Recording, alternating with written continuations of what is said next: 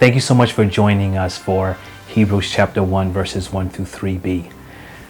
What many don't understand about Christianity is that it's not just a religion where you have rituals and dogma that is passed down from generation to generation, basically saying the same things as other religions and other belief systems. What many don't realize is that Christianity is the unveiling and the revealing of what's the meaning of life.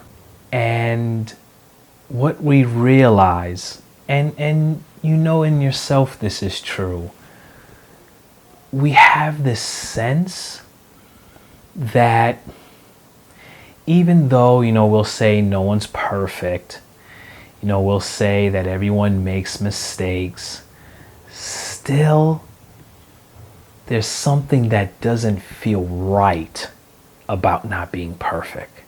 There's a drive in all of us to better ourselves and work towards more and more excellence and to perfect skills or perfect methods and things of that nature. Where does that come from? Well, it comes from the fact that we were made to be perfect. It comes from the fact that the Bible reveals and shows us that making mistakes and doing the wrong thing, even though we knew the right thing to do, is an intrusion to our nature. It's not supposed to be like that. And what we learn is that the ultimate human potential in all of its excellence and in all of its goodness is made possible through the work of Jesus Christ. And this message that perfection comes through the work of Christ is a message that is given in fragments to different people, God communicating it in different ways over the space of roughly about 2,000 years almost. If you start from Abraham and then you end at Jesus. And in the book of Hebrews, chapter 1, verses 1 through 3b, the writer essentially calls his immediate audience, which are Jewish Christians, to the beginning verbal communications of this message, this good news that man can get to the place where we actually belong, always doing what we know is the right thing to do and never misunderstanding ever again what's right and what's wrong, and never being inclined to do the wrong thing, but not having any other thought or ability but to do what is right, what is just, a society that is fair to everyone. The beginnings of that good news, or what the New Testament will call the gospel, begins essentially with Abraham and the message of God blessing him, and through him all nations will be blessed. And that's where we're going to start this treatment of Hebrews chapter 1, verses 1 through 3b. The writer is calling the Jewish Christians that are reading this letter to the fact that God has spoken to their forefathers, right? It says he's spoken in various ways and various portions. So let's dive into that. Now, you'll see here that this video is embedded into a visual help of sorts. And this is going to be really helpful for us. And it's going to assist us in giving a visual representation of some key concepts and then connecting those concepts where everything will make much better sense to us. And everything is going to revolve around these three concepts that you see just below me here. It's going to be the heart of God, the will of God, and the image of God. And we're going to keep in mind the world that the immediate audience is living in, or in other words, what their situation is. We find that their situation and what must be kept at the forefront of our minds is that this book of Hebrews, it's really about time. It's about timing and seasons and appointed times that God chooses to act. That's what's really at the base of the arguments that the writer is going to make. For example, when it talks about the sacrificial system that was instituted through Moses and animal sacrifice, and the writer of Hebrews, as we read further and further down, he's going to talk about, there was a time for animal sacrifices to be presented to God in order to escape the punishment and the guilt of sin temporarily. But that time has passed. And then also a period of time in the sense that the audience is in a time of suffering in which they must endure until a new time comes into place. A time that is referred to in many ways, not least among them is as God's rest, which begins with the return of Christ. And the connection between these two items is this. At this period of time, Christianity was not a religion separate from Judaism. It was considered a messianic Jewish sect, which really was considered illegal at the time. And the traditional Jews were often lumped in with this illegal sect that kind of seemed like a cult, which was called, Christianity and people of the way, because they were following their supposed Messiah Christ, and they had weird concepts and weird ideas that totally did not sound like they were consistent with traditional Judaism, and the traditional Jews were kind of getting lumped in with this illegal sect and these messianic Jews. And really to circumvent this persecution that this messianic Jews, this illegal Jewish sect was experiencing by the hands of traditional Jews, was they were starting to return back to that sacrificial system in order to alleviate the suffering.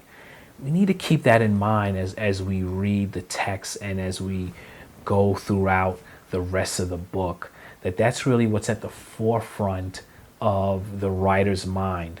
The actions and the decisions that these Jewish Christians were making in an attempt to avoid suffering. So in other words, there was a danger of going back to a place and time in which what Christ did on the cross had put an end to. And then we'll talk and we'll discuss about a concept that the writer will also touch upon, which is talking about being weighted down. There's sin, and then there's things in our lives that are weights that keep us from fulfilling purpose. And the writer is going to touch on those.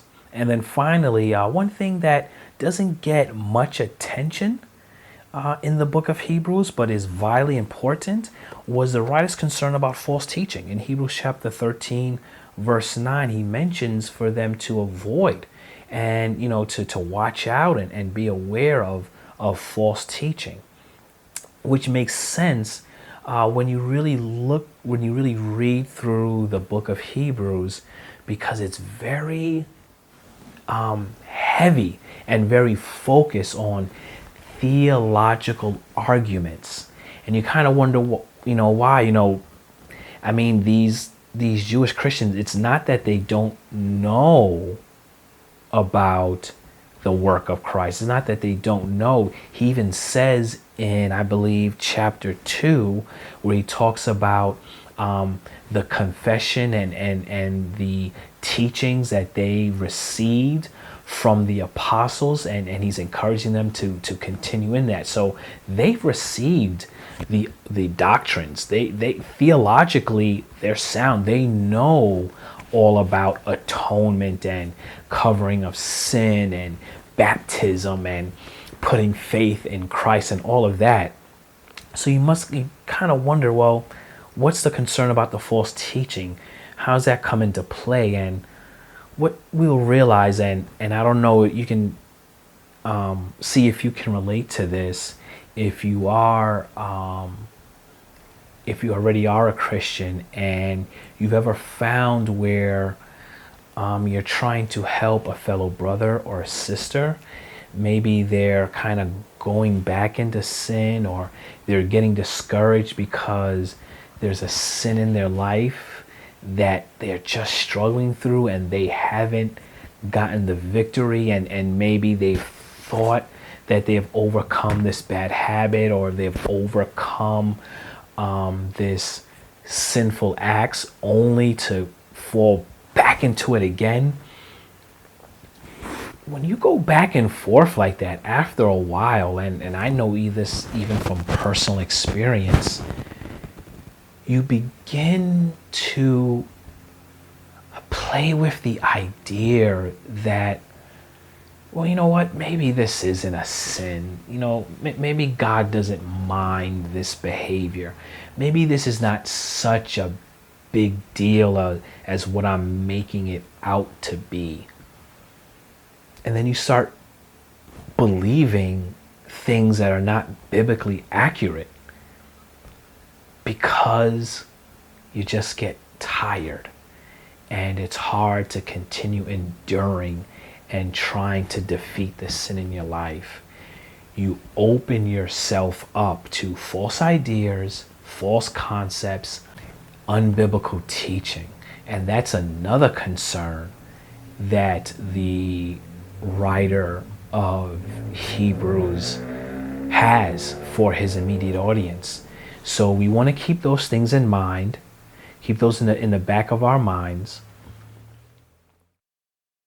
We have these concepts here in the middle that will serve to help us interpret what we're reading, because we're going to deal with the heart of God. What's in the heart of God? His mercy. Even though God did nothing wrong in the Garden of Eden, it was man that sinned. It was Adam that ate from the fruit, even though he got direct instruction from God not to do it.